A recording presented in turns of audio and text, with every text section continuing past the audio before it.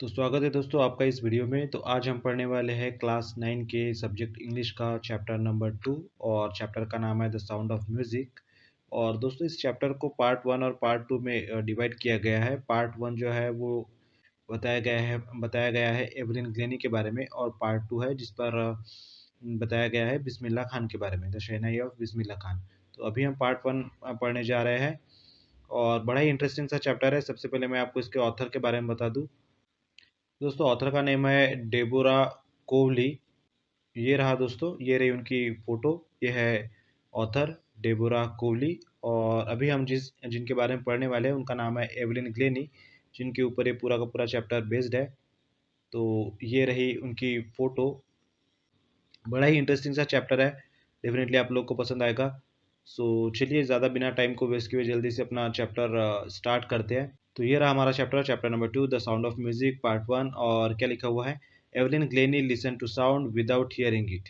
इसका मतलब है कि एवलिन ग्लेनी साउंड को सुन सकती है बिना सुने हुए।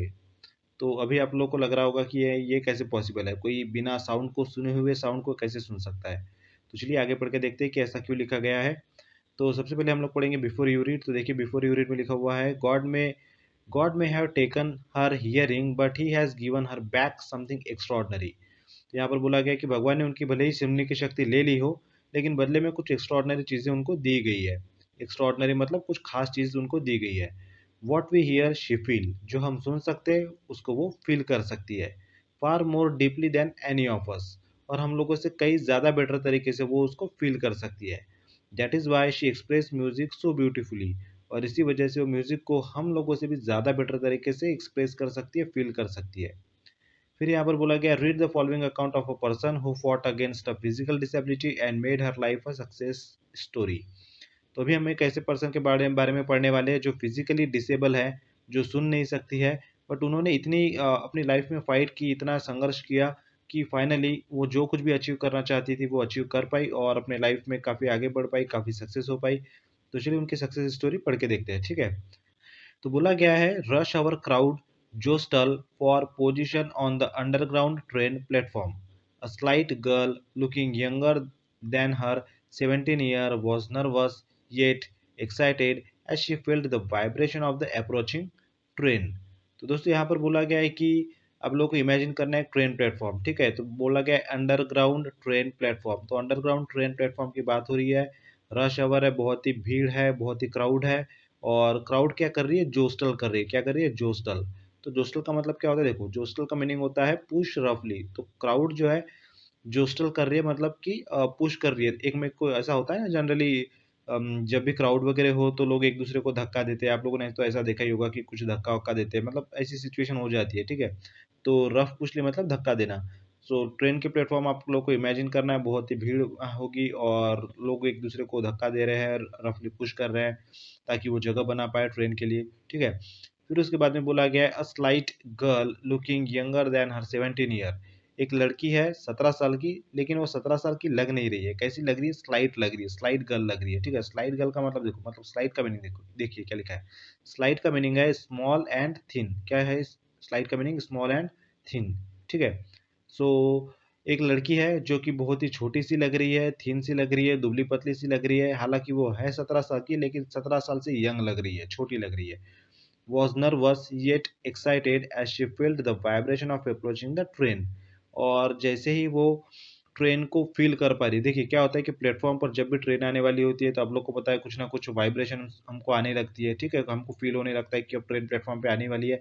तो वैसे ही वो फील कर पा रही है कि ट्रेन जो है अप्रोच करने वाली है, आने वाली है प्लेटफॉर्म पर।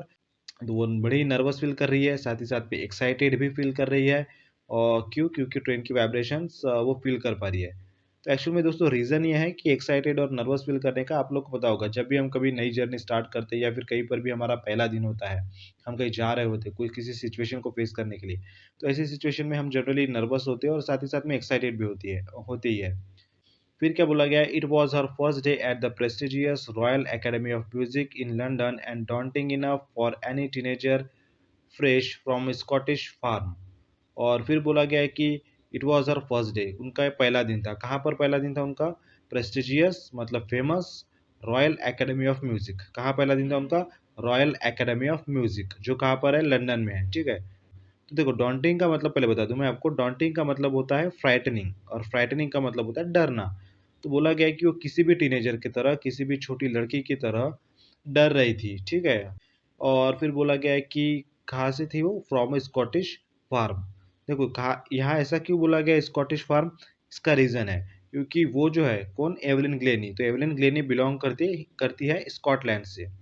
तो क्योंकि वो स्कॉटलैंड से बिलोंग करती है इसलिए यहाँ पर बोला गया है स्कॉटिश फार्म। और फार्म क्यों बोला गया है, क्योंकि वो स्कॉटलैंड में किसी विलेज प्लेस से बिलोंग करती होगी, ठीक है।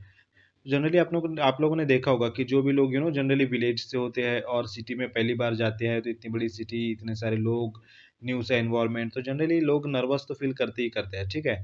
और ऐसी कोई बड़ी बात नहीं है, तो समटाइम्स लोग नर्वस भी फील करते हैं और साथ ही साथ एक्साइटेड भी फील करते हैं कि क्या होने वाला है उनके साथ में आगे। तो यहाँ तक के समझ में आ गया, आगे बढ़े। तो चलिए आगे बढ़ते हैं, फिर क्या लिखा हुआ है, but this aspiring musician faced a bigger challenge than most, she was profoundly deaf. फिर बोला गया कि ये जो हमारी एस्पायरिंग म्यूजिशियन है, एस्पायरिंग म्यूजिशियन का मतलब देखिए क्या होता है, एस्पायरिंग म्यूजिशियन का मतलब यहाँ पर दिया हुआ है, एस्पायरिंग म्यूजिशियन का मतलब होता है क्या होता है, a person who want to become a musician. तो जो भी पर्सन म्यूजिशियन बनना चाहेगा हम उसको कहेंगे एस्पायरिंग म्यूजिशियन।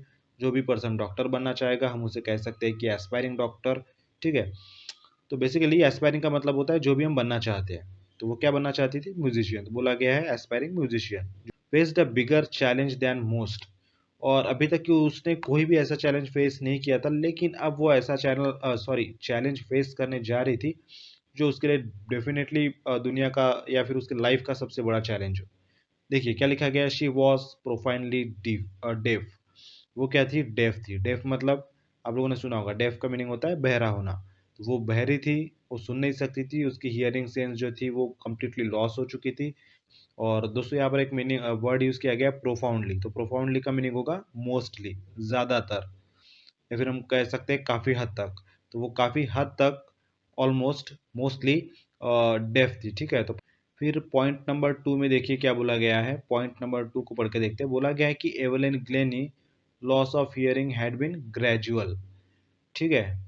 तो Evelyn Glennie loss of hearing had been gradual का मतलब एवलिन ग्लेनी की जो सुनने की शक्ति थी वो धीरे धीरे कम होती गई। कैसे कम होती गई, धीरे धीरे। ग्रेजुअल का मीनिंग क्या होगा, धीरे धीरे।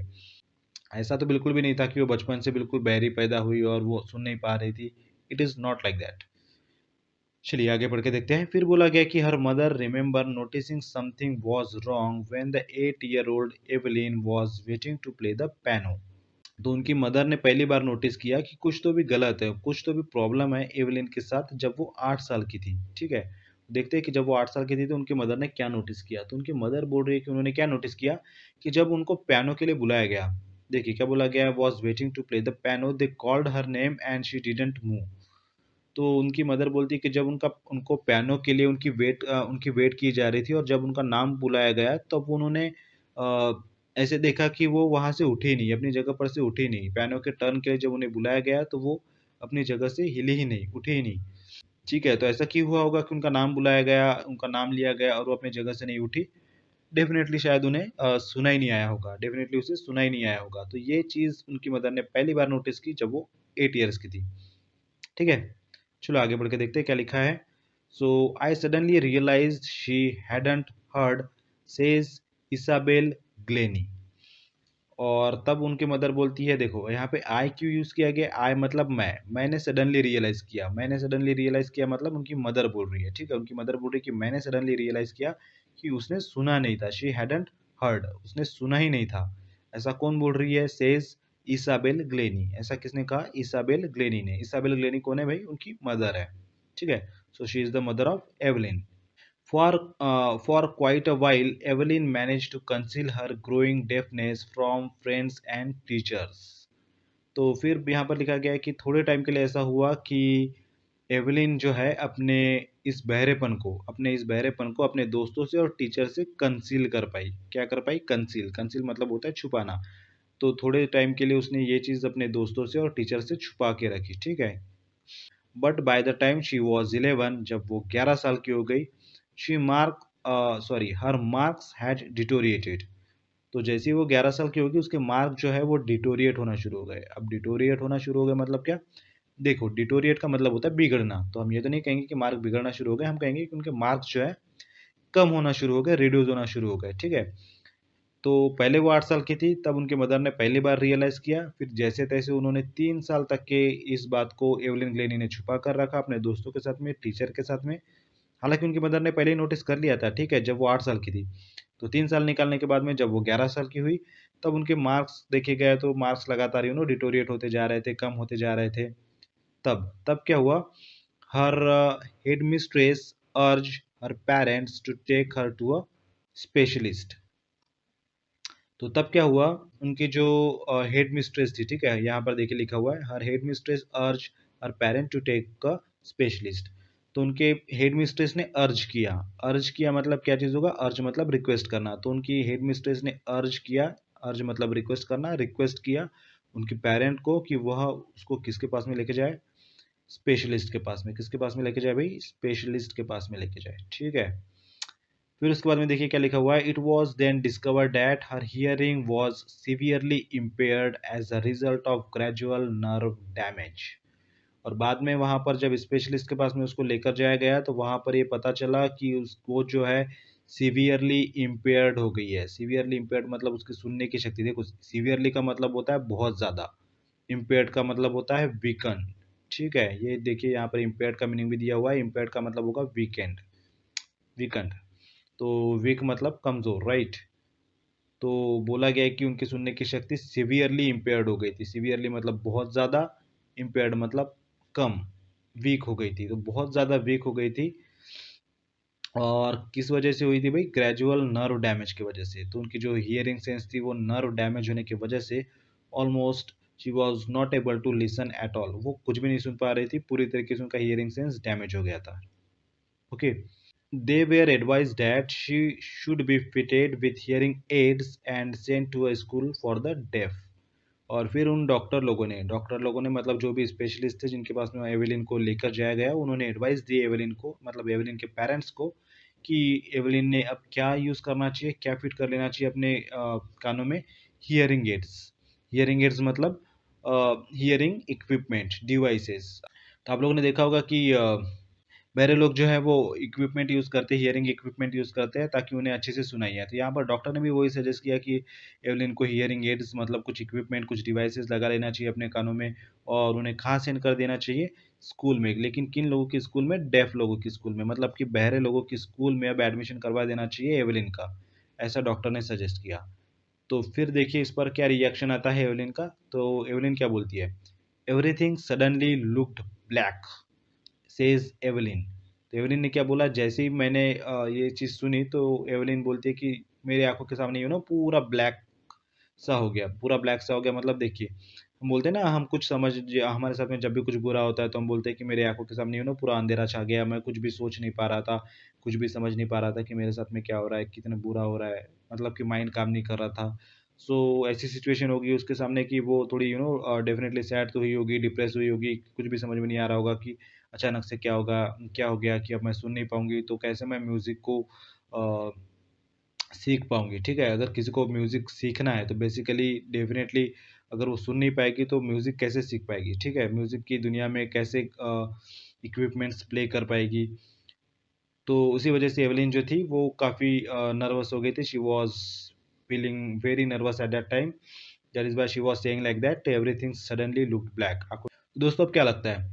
एवलिन के सामने जैसे कि एवलिन ने कहा कि शी वाज़ फीलिंग नर्वस, तो अब क्या लगता है कि एवलिन क्या क्विट कर देगी, या फिर डेफिनेटली वो कहेगी कि नहीं मैं क्विट नहीं करने वाली हूँ, चाहे जो कोई भी कंडीशन हो, whatever the condition it doesn't matter for me, मेरे लिए कुछ भी मैटर नहीं करती, क्योंकि मुझको जो चाहिए वो चाहिए। अगर मुझको म्यूजिशियन बनना है तो डेफिनेटली मैं बन के ही रहूँगी।